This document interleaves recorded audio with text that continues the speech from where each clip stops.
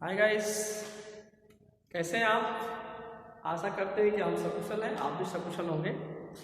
कैसे चल रहा है आपकी पढ़ाई लिखाई इस समय कोरोना काल में। आप अपना ख्याल रखिएगा, अपने परिवार का भी ख्याल रखिएगा।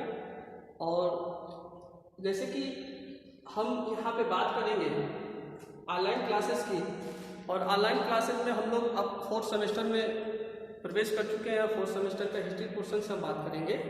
और आपको बोर्ड पे दिखाई दे रहा होगा, सैंपल पे सारी चीज़ें दिखाई दे रही होगी। हम आपको सलाह देंगे कि आप जो भी सैंपल पे लिखा हुआ है उसको नोट भी करते हुए चलें। अगर आपको दिखाई नहीं देता हो तो मैं थोड़ा सा बोर्ड से साइड में हो जा रहा हूँ और इसको आप नोट भी करते हुए चलेंगे। एक नोटबुक ले लीजिए और उसके साथ कलम ले लीजिए और सारी चीज़ों को आप नोट करते हुए चलेंगे।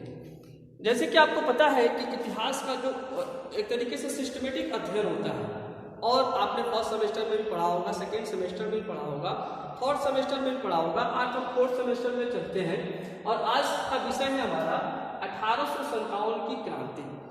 इसी पे हम लोग बात करेंगे।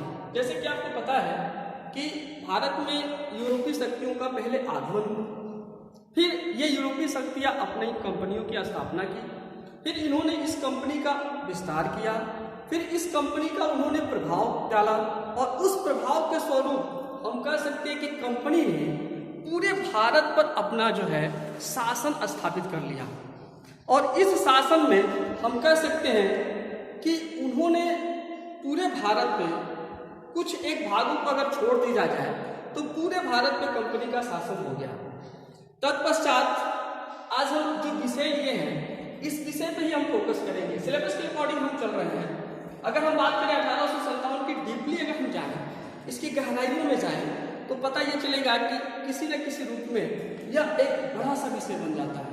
तो आज हम 1857 की क्रांति की बात करते हैं। इसको अलग अलग नामों से जाना जाता है। सन 1857 की क्रांति को प्रथम स्वतंत्रता संग्राम के नाम से भी जाना जाता है। जैसे कि आपको पता है कि लॉर्ड डलहौजी के बाद जब 1856 में, यहाँ देखिए मैं आपको दिखा दे रहा हूँ, 1856 में भारत में जो अंग्रेजों का अंतिम गवर्नर जनरल बन के आए, जिनका नाम था मीन्स कर सकते हैं लॉर्ड कैनिंग, जो 1856 में हमारे यहाँ के जो अंतिम गवर्नर जनरल थे अंग्रेजों के, वो 1856 में लॉर्ड कैनिंग थे। और लॉर्ड कैनिंग के समय में हम कह सकते हैं कि भारत में अंग्रेजों का जो अंतिम गवर्नर थे, इनके पहले जितने भी गवर्नर जनरल रहे, चाहे वो लॉर्ड डलहौजी हो, अन्य जितने भी गवर्नर जनरल हैं, उन्होंने विभिन्न प्रकार की नीतियों के द्वारा भारत पर एक तरीके से हम कह सकते हैं कि छल बल, सैन्य बल, शासन बल तथा अर्थ बल के बदौलत उन्होंने भारत में अपना शासन स्थापित किया। किंतु जो प्लासी का युद्ध हुआ था 1757 में, जैसे कि सैंपल पे आपको दिखाई दे रहा होगा, प्लासी का युद्ध हुआ था 1757 ईस्वी में। उसके बाद से भारत के विभिन्न क्षेत्रों में अंग्रेजों के खिलाफ जो एक तरीके से कह सकते हैं जो विरोध की स्वर थी, चाहे वो किसान हो, चाहे वो कारीगर हो, चाहे वो शिल्पकार हो, चाहे वो सिपाही हो, अंग्रेजों के खिलाफ उनके मन में एक तरीके से कह सकते हैं कि अंग्रेजों से उनके विवाद उत्पन्न होते रहते थे। ऐसा नहीं है कि हमारे देश में भारत में 1857 की क्रांति पहली क्रांति थी, नहीं। हम कह सकते हैं कि इसके पहले भी बहुत से छोटे बड़े क्रांतियां हुई, अर्थात हम कह सकते हैं कि विद्रोह हुआ। जैसे कि बोर्ड पे लिखा हुआ आप देखिए, स्टार से हमने इसको मार्किंग किया हुआ है ताकि आपको अच्छे तरीके से समझ में आ जाए। इसके पहले 1857 की क्रांति के पहले भी विद्रोह हुए। जैसे पहला यहाँ पे देख सकते हैं आप, सन्यासी एवं फकीरों द्वारा विद्रोह, ये बंगाल में संपन्न हुआ था। और आपने पढ़ा होगा, और अगर विस्तृत तरीके से इसको पढ़ेंगे तो आपको पता ये चलेगा कि जो सन्यासी थे और जो फकीर थे, उन्होंने अंग्रेजों के खिलाफ जो विद्रोह किया था उसमें प्रमुखता उन्होंने धर्म को ही दिया। धार्मिक उत्थान की उन्होंने बात की। उनको ऐसा लगा कि जो अंग्रेज है वो ईसाई मिशनरियों द्वारा हिंदू और मुस्लिम धर्म को संकट में डालना है, अर्थात उन्होंने बंगाल में अंग्रेजों के खिलाफ विद्रोह किया। आगे हम बात करते हैं कि सिपाहियों का भी विद्रोह हुआ। जैसे कि आप देख सकते हैं कि जो देसी रियासतें हुआ करती थी, वो देसी रियासतें जब एक तरीके से हम कह सकते हैं कि वो विलय नीति, लॉर्ड डलहौजी की जो विलय नीति थी या सहायक संघ की नीति हुआ करती थी, इसके द्वारा सब अंग्रेज शासक उस पे अपना अधिकार कर लेते थे देसी रियासतों पे। जैसे कि अवध का ही अगर हम एग्जाम्पल ले लें तो वहां पे जो सैनिक हुआ करते थे वो अपने आप को बेरोजगार महसूस करते थे और उनके स्थान पर अंग्रेज सिपाहियों को रख लिया जाता था। इसके फलस्वरूप सिपाहियों का भी विद्रोह हुआ और विदेशी प्रशासक की विद्रोह ये चला। आगे हम बात करते हैं, आप देख सकते हैं कि इसके अतिरिक्त जितनी भी जनजातियां थी, जो छोटे तबके के लोग थे, दबे हुए कुचले लोग थे, मैं आगे जब बात करूंगा आपके इसके प्रमुख कारणों में तो विस्तृत तरीके से चर्चा करूंगा, लेकिन यहाँ हम संक्षेप में चलते हैं कि विभिन्न प्रकार की जो जनजातियां थी उन्होंने भी अंग्रेजों के खिलाफ विद्रोह किया। जैसे मध्य प्रदेश में आप देख सकते हैं भील जाति जनजाति, उसी प्रकार बंगाल और बिहार में संथालों ने, उसी तरह से उड़ीसा में कोल और घोड़ों ने और मेघालय में खासी जनजातियों ने। तो इस तरीके से आप देख सकते हैं कि 1857 की क्रांति से पहले इस तरह से छोटे छोटे जो अंग्रेजों के खिलाफ विद्रोह हो रहे थे वो हो ही रहे थे, लेकिन यह विद्रोह एक छोटे स्तर पे थे। अब विभिन्न समुदाय समिति एक तरह से कह सकते हैं कि एक स्थानीय विद्रोह होने के कारण अंग्रेजों ने, अंग्रेजी शासकों ने इसको पूरी तरीके से क्या किया, दबा दिया। लेकिन दबाने के फलस्वरूप इस विद्रोह के जो एक तरीके से कह सकते दबने का जो प्रमुख कारण था उसमें यही था कि क्योंकि यह विद्रोह अस्थानीय था। दूसरी ये बात थी कि इसमें आपस में समन्वय नहीं था। कोई अलग तरीके से धर्म की बात करता है, कोई अलग तरीके से अपने रोजगार की बात करता है, कोई अलग तरीके से अपने आत्मसम्मान की बात करता है। इस तरीके से इन विद्रोहों में आपस में कोई समन्वय नहीं था।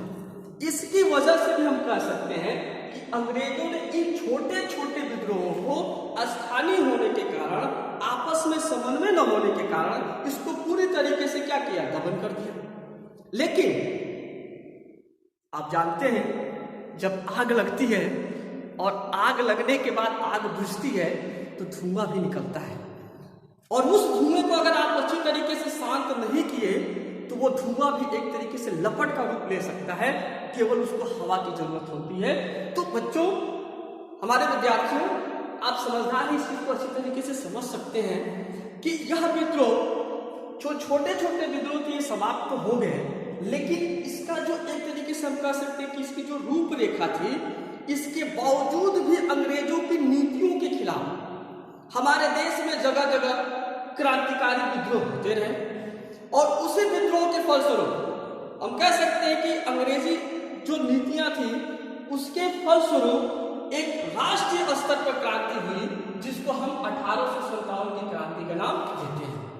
आगे हम चर्चा करेंगे आपसे, जो अगले क्लासेस में हम आपसे मिलेंगे तो हम आपसे चर्चा करेंगे कि 1857 की जो क्रांति थी उसकी क्या रूपरेखा बनी, उसकी क्या पृष्ठभूमि बनी, उसमें किन किन लोगों ने किस तरीके की भूमिकाएं अदा की। यहाँ पे फिलहाल हम केवल इसको इंट्रोड्यूस कर रहे हैं और ये बताने की कोशिश आपको नहीं कर रहे हैं कि 1857 की क्रांति का जो अखिल भारतीय नेतृत्व था उसने बहादुर शाह जफर ने किया।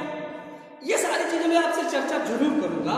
आज हमारा जो टॉपिक है, आप भ्रमित न हो, ताकि मैं इसमें किसी तरीके की कंफ्यूजन न रखूं। तो आगे की तरफ आप देख सकते हैं कि किसी भी क्रांति का, किसी भी विद्रोह का एक प्रमुख कारण होता है, और उसी कारणों के फलस्वरूप वह विद्रोह किया जाता है। बिना कारण कोई किसी से लड़ाई झगड़ा नहीं करता है, बिना कारण कोई किसी से बोलता नहीं है, लेकिन किसी न किसी रूप में यहाँ पे जो अंग्रेजी शासक के खिलाफ, अंग्रेजी शासन के खिलाफ, उसकी दमन नीतियों के खिलाफ 1857 की जो क्रांति हुई उसके प्रमुख कारणों पर अगर हम बात करें तो आपके सैंपल पे दिख रहा है। आप इसको नोट भी करते चलिए साथ साथ में कि हमारा जो 1857 की क्रांति थी, जिसको हम स्वतंत्रता संग्राम की पहली लड़ाई बोलते हैं, बहुत सारे इतिहासकार इसको अलग अलग नाम देते हैं। कोई कहते हैं कि सैनिक विद्रोह का था, कोई कहते हैं कि धार्मिक विद्रोह था, कोई कुछ कुछ नाम देते हैं, लेकिन हमारे जो भारतीय इतिहास में जब स्वतंत्रता संग्राम की बात करते हैं, अपनी स्वाधीनता की बात करते हैं, तो हम इसको किसी न किसी रूप में प्रथम स्वतंत्रता संग्राम का ही नाम देते हैं।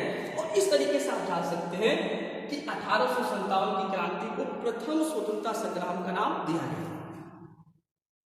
अब हम चर्चा करेंगे कि 1857 की जो क्रांति की प्रमुख कारण थे, उसमें कौन कौन से कारण थे। संक्षेप में यहाँ चलेंगे। आपने देखा होगा हमारी क्लासेस में जब मैं इस तरीके के सब्जेक्ट को पढ़ाता हूँ तो बहुत विस्तृत तरीके से अन्य एग्जाम्पलों के द्वारा आपको समझाने की कोशिश करता हूँ, लेकिन यहाँ पर मैं आपको संक्षेप में समझाने की कोशिश करूंगा कि 1857 के प्रमुख कारण कौन कौन थे।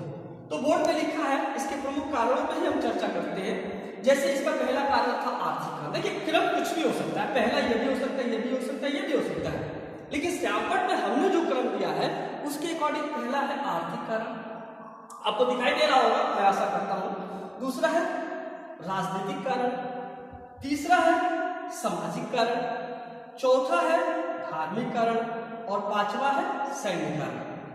इस पर हम थोड़ी थोड़ी सी चर्चा करेंगे, बहुत ज्यादा चर्चा नहीं करेंगे। तो देखिए आर्थिक कारण, आर्थिक कारणों में आप देख सकते हैं कि जो ब्रिटिश हुकूमत थी, मीन्स हम कह सकते हैं कि यहाँ पे कंपनी कह सकते हैं कि जो ब्रिटिश कंपनियां थी, वैसे तो बहुत सारी कंपनियां भारत में आई, लेकिन अंततः तो आपने देखा कि ब्रिटिश ईस्ट इंडिया कंपनी ने भारत में अपना स्वामित्व स्थापित कर लिया, भारत में अपना शासन स्थापित किया। और उसने क्या किया कि लगभग 150 वर्षों में जो अंग्रेज शासक थे उन्होंने सभी भारतीय संस्थाओं को, जैसे कि हम कह सकते हैं कि जो भारतीय संस्थाएं प्रमुख रूप से काम करती है किसी भी देश में, चाहे वो राजनीतिक संस्था हो, चाहे वो एक तरीके से आप देख सकते हैं कि धार्मिक संस्था हो, चाहे वो सामाजिक संस्था हो, चाहे वो न्यायिक संस्था हो, सब में इन्होंने अपना दखल करना चालू कर दिया था। और उस दखल में इन्होंने हमारे यहाँ की जो परंपरागत चीजें थी, जो किसी न किसी रूप में उसको इन्होंने क्या किया कि थोड़ा सा हम कह सकते हैं कि अपना जो नियम था, अपनी जो नीति थी, उसको हासिल करने की कोशिश किया। आइए यहाँ पे बात करते हैं 1857 की क्रांति के जो प्रमुख कारण है, जिसमें पहला है आर्थिक कारण, दूसरा है राजनीतिक कारण, तीसरा है सामाजिक कारण, चौथा है धार्मिक कारण, पांचवा है सैन्य कारण। मैं 60 में ही बात करूंगा, अगले क्लास में मैं आऊंगा तो मैं आपको इस चीज के आश्वस्त करता हूं आपको कि मैं इसको विस्तृत तरीके से बताऊंगा। आज मैं 60 में चलता हूं। आर्थिक कारण, जैसे कि आप कह सकते हैं कि किसी कंपनी में आप काम करते हैं, कंपनी दूसरे मालिक के हाथों में चली जाए तो आप बेरोजगार हो जाएंगे, आपकी बेरोजगारी के कारण आपके इनकम के सोर्स क्या होंगे, खत्म हो जाएंगे और आप उस कंपनी के खिलाफ विद्रोह करना चालू कर देंगे। उसी तरीके से यहाँ पे आपने देखा कि सबसे पहली चीज कि हमारे यहाँ से जो रॉ मटेरियल होता था, जो कच्चा माल होता था, उसको अंग्रेज जो भी व्यापारी हुआ करते थे वो अपने देशों में ले जाते थे और उसको पक्का करके एक तरीके से अच्छे तरीके से कोशिश करते हैं बताने की, ताकि आपको सही समझ में आ जाए कि वो कच्चे माल को मशीनों से बनाते थे और सस्ते वस्तुएं जो होती थी उसको किसी न किसी रूप में हमारे देशवासियों को लाकर ऊंचे मूल्य पे क्या करते थे, बेचते थे। और इससे हमारी जो देसी कंपनियां थी, बीच कह सकते देसी जो उद्योग थे, लघु उद्योग चाहे कुटीर उद्योग, वो इसके द्वारा जो सस्ती वस्तु उपलब्ध करा देने से बाजार में उस पर टैक्सेस ज्यादा होते थे और वो धीरे धीरे क्या होने लगे, समाप्त होने लगे। आगे हम चर्चा करेंगे 60 में चलते समय को देखते हुए। राजनीतिक कारण, राजनीतिक कारण बहुत सारे थे, अगले क्लास में आपसे जरूर चर्चा करेंगे। जैसे कि बहादुर शाह जफर को अंग्रेजों ने उनके जिस तरह से आपने देखा कि उनके प्रचलन में आ रहे थे कि सिक्के पर उनका फोटो हुआ करता था, उसको समाप्त कर दिया। नाना साहब को उन्होंने पेंशन बंद कर दिया और विलय नीति के तहत झांसी की रानी का उन्होंने राज्य ले लिया। बहुत सारी चीजें थी, इसके कारण राजनीतिक कारण होती है। सामाजिक कारण, सामाजिक कारण ऐसा कारण था जिसमें एक छोटे तबके से लेकर बड़े उच्च तबके तक लोगों ने इसकी वजह से अंग्रेजों का विद्रोह किया। जैसे कि आप देखते होंगे, आए दिन सुने होंगे कि गोरे लोग हमारे देश में आते हैं, आज भी आते हैं और पहले भी जो आते थे या रहते थे उन्होंने शासन ही किया हमारे देश में, तो हमारे देश के लोगों को वो तुच्छ प्राणी समझते थे, कहते यू आर माय फुट, तो ये सारी चीजें लोगों को अच्छा नहीं लगता। वो मदारियों का देश कहते थे, गवार कहते थे, जाहिल करते थे। सामाजिक जो सोशल स्टेटस लोगों का होता है उसको उस पर स्थान नहीं देते थे। वो एक कारण हो गया। धार्मिक कारण, जैसे कि यहाँ पे आप देख सकते हैं कि सन्यासी और फकीरों का जो एक तरीके से विद्रोह हुआ, छोटा सा विद्रोह, वो धर्म से रिलेटेड था। अब यहाँ पे जो धर्म के अवलंबी थे, चाहे वो मुसलमानों के मौलवी हो, चाहे जो ब्राह्मण थे, पुरोहित थे, उनको ऐसा लगा कि ये जो अंग्रेज हैं वो ईसाई मिशनरियों को हमारे देश में खोल रहे हैं और ईसाई मिशनरियों के द्वारा वो हमारे देश के लोगों का धर्मांतरण कर रहे हैं, धर्म को बदल रहे हैं। और हमारे यहाँ की जो पहले से परंपराएं बनी हुई थी, चाहे सती प्रथा थी, चाहे विधवा विवाह निषेध था, उसको इन्होंने कानून बना के चेंज किया। तो ये हमारे धर्म को ठेस पहुंचाने का काम कर रहे हैं। वैसे तो सही अर्थों में मैं अगले क्लास में बात करूंगा कि उसका असली रीजन क्या था। कि जैसे कि अपना रोटी सेक रहा, उनकी रोटी ठंडी हो रही थी और वो किसी न किसी रूप में धार्मिक कारण भी एक 1857 की क्रांति का आधार बना। अंत में चलते सैन्य कारण। सैन्य कारणों में आप देख सकते हैं कि जो हमारे देश के सैनिक थे, जैसे कि मैंने यहाँ पे भी उसकी चर्चा की थी सिपाहियों के विद्रोह में भी, कि वो हमारे देश के सैनिक जब देशी रियासतों को अपने राज्य में मिला लेते थे तो वो बेरोजगार हो जाते थे और बेरोजगार होने के बाद उनको रोजगार नहीं मिलता था।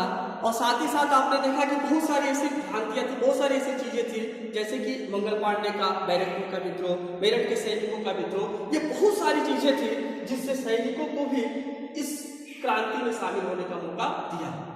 तो हमारे प्यारे जितने भी प्रशिक्षु हैं वो आज के क्लास में हम आशा करते हैं कि ये सारी चीजें आप समझ लिए होंगे। नेक्स्ट क्लास में मैं जरूर मिलूंगा और इसी टॉपिक पे, इसी जो हमारा इस तरीके से टॉपिक है 1857 की क्रांति, अन्य चीजों के साथ आपके सामने प्रस्तुत होगा। तब तक के लिए बाय।